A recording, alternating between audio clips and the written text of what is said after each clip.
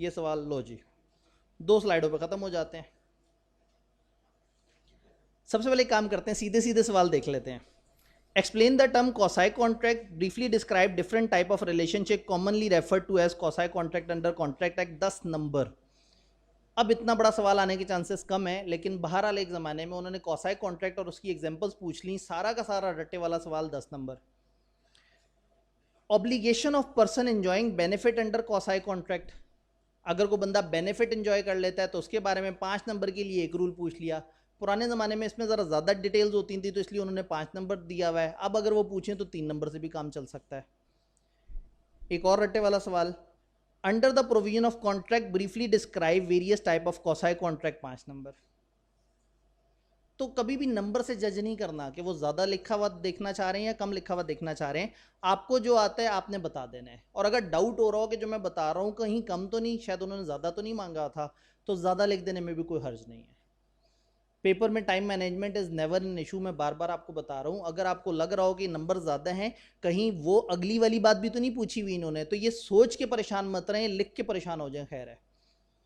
क्योंकि शायद उन्होंने सोचा था वो ज़्यादा लिखेंगे आप, तो आप ज़्यादा, तो आप देखें कि 10 नंबर के लिए जो सवाल आई कैप में आया है वही 5 नंबर के लिए भी आया है। हाँ, उस वक्त जब 10 नंबर का सवाल था उस वक्त किताब में डिटेल ज़्यादा होती थी, अब किताब में डिटेल थोड़ी कम है। तो इसलिए पेपर में आपको अगर एक चीज़ आती है और थोड़ा ज़्यादा भी लिखना पड़ रहा है तो ज़्यादा लिख दिया करें। अब 5 नंबर सोच के आप कहें नहीं जी मैंने पास पेपर में प्रैक्टिस की थी, 10 नंबर का सवाल आया था, अब ये 5 नंबर का है तो ठीक है, इसका मतलब है इन्होंने बिल्कुल एक एक लाइन लिखने का कहा होगा, ऐसा नहीं है, उन्होंने सारा पूछा है। और इतना लिखने में टाइम भी नहीं लगता। अगर आप एक दफ़ा लिखने बैठे ईमानदारी से, नीयत से और याद किया हुआ था तो 5 से 6 मिनट में आप लिख लेते हैं ज़्यादा से ज़्यादा। तो पेपर में टाइम मैनेजमेंट पे परेशान नहीं होना, अगर आता है और ज़्यादा टाइम लगे लगा दें उस सवाल पे जो आपको आता है। ये तो सीधे सीधे सवाल थे। अब ज़रा सिनेरियो देखते हैं। Sami rented his house to Qurban for a period of 1 year at agreed sum of 10,000 per month. After first 2 month Qurban defaulted in making payment of the rent. 10,000 रुपये किराए पे घर दिया उसने, और 2 महीने के बाद कुर्बान जो है उसने पेमेंट करनी रोक दी, डिफ़ॉल्ट कर दिया। बाकिर एक नेबर है, being concern with the strain relationship between समी एंड कुर्बान, समी और कुर्बान के ताल्लुकात ख़राब होते उसे लगे, उसमें नज़र आया उसे कि इनके ताल्लुकात ख़राब ना हो जाए, इनके तो अच्छे ताल्लुकात चल रहे थे। Paid the rent with good intention, बड़ी नेक नियति से उसने उसके हिस्से का रेंट पे कर दिया। Subsequently on Qurban refusal to reimburse the amount, Baqir filed a sue against him on the ground that he has made the payment to Sami which Qurban was legally bound to make and being a quasi contract Baqir is entitled to reimbursement. पूरा सवाल समझा के आपको बता रहे हैं कि कॉसाई contract पूछ रहे हैं, एक बंदे ने दूसरे के हिस्से की पेमेंट कर दी है, अब क्या वो पेमेंट रिकवर कर सकता है?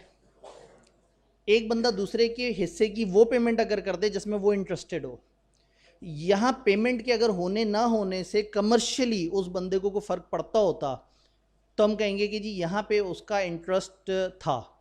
लेकिन अगर सवाल ने हमें अलग से हिंट नहीं दिया उसके किसी ज़ाती इंटरेस्ट का, कोई ऐसा इंटरेस्ट, मतलब दोस्तों में दोस्ती रहे, ये कोई अच्छा ये कोई इंटरेस्ट नहीं है। Interest should be something commercial type की कोई चीज़। तो ऐसे में यहाँ हम कहेंगे कि जी एक बंदे ने दूसरे की पेमेंट तो कर दी है लेकिन वो उस पेमेंट करने में इंटरेस्टेड नहीं था, तो कॉसाई कॉन्ट्रैक्ट यहाँ पे अप्लाई नहीं होगा और वो रिकवर नहीं कर सकेगा। इंसानियत के अतबार से देखें तो रिकवर हो जाना चाहिए, लेकिन कानूनी अतबार से उसके पास कोई कानूनी पावर नहीं है। Umair did not pay rent of his shop for 3 months. Qasim, a mutual friend with good intention of mending the relationship between Umair and landlord, paid the rent. After a year, Umair promised to repay Qasim. With reference to relevant provision of contract act, explain whether Qasim can enforce this promise. बड़े चलाक हैं, आधा hint बताया पिछले paper से और आधी एक नई बात डाल दी। उन्होंने कहा जी एक बंदे ने दूसरे के हिस्से के पैसे दे दिए, अब जब उसने पैसे दे दिए और उसका इंटरेस्ट नहीं था तो उसकी रिकवरी नहीं बनती, टेक्निकली उसने वॉलंटरी पैसे दे दिए। लेकिन उमैर भाई साहब, नहीं कौन से भाई साहब, हाँ उमैर भाई साहब ने बाद में वादा कर लिया, साल बाद आके कहा साल पहले जो तुमने वॉलंटरी एक्ट किया था मैं तुम्हें कंपनसेट करने का वादा करता हूँ। तो सवाल ने चालाकी से एक दूसरे टॉपिक में जंप मार दी कि कंसिडरेशन वन साइडेड में अगर किसी की पास्ट सर्विस पे आप आज वादा कर लें तो आप बाउंड हो जाते हैं। तो इससे पहले कि आप जज्बाती होकर कॉसाई कॉन्ट्रैक्ट के तहत जवाब देते, इसमें कंसिडरेशन की एक्सेप्शन का रूल अप्लाई हो गया। तो यहाँ पे चूँकि असूलन पेमेंट करना नहीं बनता, लेकिन उसने बाद में प्रॉमिस कर दिया फ्यूचर में पास्ट की वॉलंटरी सर्विस को, तो अब ये कॉन्ट्रैक्ट जो है वो उसको अदा करना होगा। अगेन फिर भी कोई सवाल उठ रहा है आप लिख लें ताकि लास्ट डे हम इसको कवर कर लें। Maya paid the electricity bill of her neighbour Wasi to avoid disconnection. Maya ने अपने नेबर वसी के पैसे दे दिए ताकि उसका डिस्कनेक्शन ना हो। Later she claim the amount of bill from Wasi. Explain, क्या माया एंटाइटल्ड है? भाई साथ वाला बंदा है, उसका बिजली का डिस्कनेक्शन हो रहा है, आप पेमेंट कर रहे हैं, आपका कोई ताल्लुक नहीं है। अगर सवाल हमें हिंट देता कि यहाँ इन दोनों का मीटर आपस में कनेक्टेड है, अगर उसका बिल पे ना हुआ तो आपकी बिजली भी चली जाएगी, तो अगर इंटरेस्ट होता तो सवाल चीख चीख के हमें बताता। अब ज़बरदस्ती सवाल के बीच में एक अगर ऐड करें कि अगर ऐसे करके वैसे हो जाए तो यूँ और वैसे करके ऐसे हो जाए, तो असूलन इसका सीधा सीधा जवाब है कि यहाँ वो इंटरेस्टेड नहीं है। फिर भी आपको डर लग रहा हो कि 4 नंबर का सवाल है, आई के अब ज़्यादा तो नहीं सोच रहा, तो नीचे नोट लिख दें कि इट इज़ एज्यूम्ड कि यहाँ इंटरेस्ट नहीं है। अगर इंटरेस्ट होता तो जवाब डिफरेंट होता, वो भी अगर डर लगे। अदरवाइज सवाल ने आपको हिंट नहीं दिया, कहीं से भी नहीं बताया कि उसका कोई इंटरेस्ट नज़र आ रहा है। तो ये हम लोगों ने इस तरह से आंसर किया। आप ये देखें कि उनके पास एग्जांपल्स ही 1-2 ही हैं। बिजली का बिल दे दिया, किराया दे दिया। 3 सवाल देखिए, इसमें किराया है, इसमें किराया है, इसमें बिजली का बिल है। 5 कॉन्ट्रैक्ट्स में से एक कॉन्ट्रैक्ट बहुत पसंद आई कैब को। पास पेपर करने से ये फ़ायदा होता है कि आपको थोड़ा सा ट्रेंड समझ आ जाता है और आपको किसी भी चैप्टर के अंदर वो टॉपिक जो रिपीटेडली पूछे गए हैं थोड़ा सा उनका पता लग जाता है। एक स्टेप आगे चलते हैं, यहाँ पे भी कुछ सिनेरियो है। Under certain special condition, obligation resembling those created by contract are imposed by law, although the parties have never entered into a contract. पहले आपको पूरी डेफिनेशन दी कि आप सारी किताब में से मत सोचो, उस चैप्टर में चले जाओ और उस चैप्टर के मुताबिक सोचो। In view of provision of Contract Act, describe the condition which must be fulfilled for claiming the amount in each of following case. 3 cases हैं, इन तीनों केसेस में आपको क्या कंडीशंस फुलफिल करनी होगी। पुराने ज़माने में किताब में इन 5 की कुछ कंडीशंस भी होती थी, अब कंडीशन नहीं है, तो अब आपके लिए आसान है कि आपने सिर्फ ये देख लेना है कि क्या यहाँ पे पेमेंट वगैरह ली जा सकती है या नहीं ली जा सकती। बाकिर ने एक जैकेट सप्लाई की है सुल्तान को in order to save him from cold weather. Sultan who was a minor agreed to pay 2000 for the jacket although the market price was 1500। एक माइनर को आपने एक जैकेट प्रोवाइड की, उसको ठंड से बचाने के लिए, सप्लाई ऑफ नेसेसिटीज़ माइनर को की है, बट माइनर ने 2000 की 1500 की जैकेट का 2000 देने का वादा कर लिया। अब वो कह रहे हैं बताओ कौन सी शर्त के तहत ये पेमेंट आप ले सकते हैं। तो हम कहेंगे भाई सप्लाई ऑफ नेसेसरीज है, लेकिन जितना खर्चा हुआ है उससे ज़्यादा नहीं मांगा जा सकता। तो 1500 दिया जाए तो ये पेमेंट वैलिड है, और 1500 से ऊपर लिया जाए तो ये पेमेंट वैलिड नहीं है।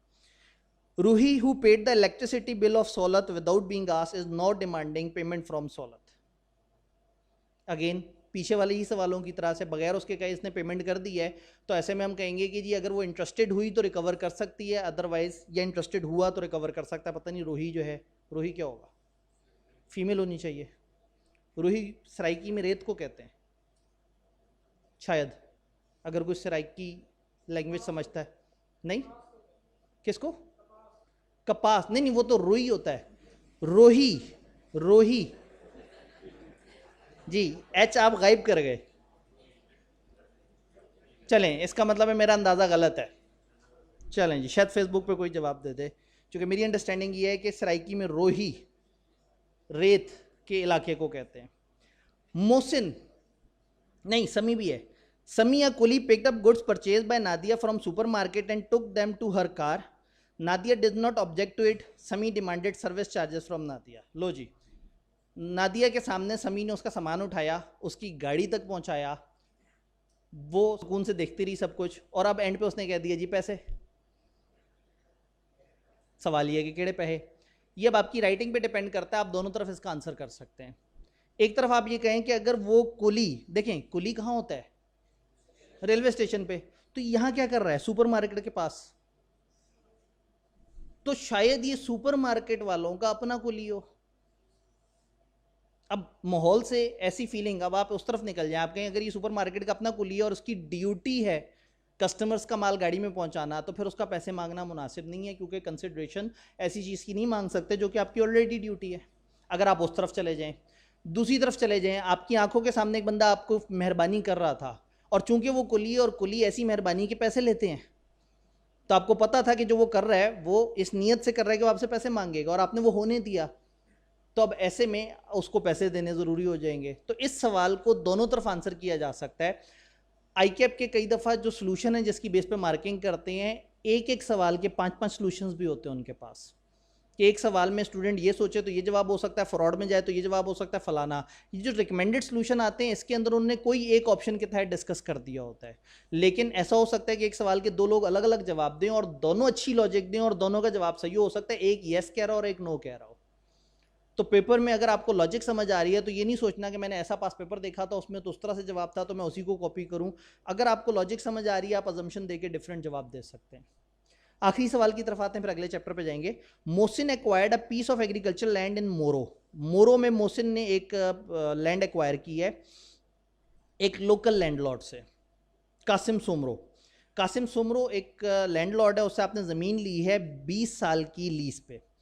Revenue payable by Qasim Soomro on his land to provincial government was in arrears. जो ज़मीन के ऊपर उसने वाजबात गवर्नमेंट को देने थे वो एरियर्स में है। एरियर्स क्या होता है? बकाया रहते हैं, देने वाले रहते हैं।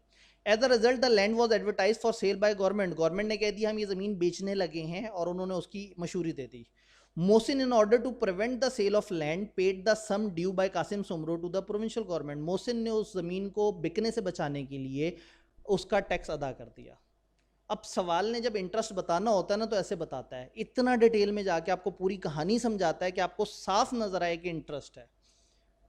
वो ज़मीन उसने लीज पे ली हुई थी और अगर वो ज़मीन बिक जाती है तो उसकी वो लीज अपनी ख़राब हो जाती है, तो यहाँ उसका इंटरेस्ट है। 2 नंबर के लिए सवाल ये है कि बताएं क्या वो रिकवर कर सकता है अमाउंट। हम कहेंगे हाँ जी उसका इंटरेस्ट यहाँ पे था, तो इसका मतलब वो अमाउंट रिकवर कर सकता है। इंतहाई छोटा सा चैप्टर और उस छोटे से चैप्टर में भी उनका फोकस गिनती की 1-2 बातों के ऊपर, या डेफिनेशन के साथ वो पूरा रट्टा पूछ रहे हैं कि डेफिनेशन बता दो और सारी एग्जांपल्स दे दो, या उनको पेमेंट बाय इंटरेस्टेड पर्सन कुछ ज़्यादा ही पसंद है। आप देखेंगे तकरीबन 5 दफ़ा उसने पूछा है गिनती के चंद सवालों में। तो कोई भी चैप्टर करने के बाद उसके पास पेपर अगर मौका मिले ज़रूर देख लिया करें। वो जो फोल्डर है उसमें पास पेपर्स भी दिए हुए हैं चैप्टर बाय चैप्टर, उनके सॉल्यूशंस भी दिए हुए हैं चैप्टर बाय चैप्टर।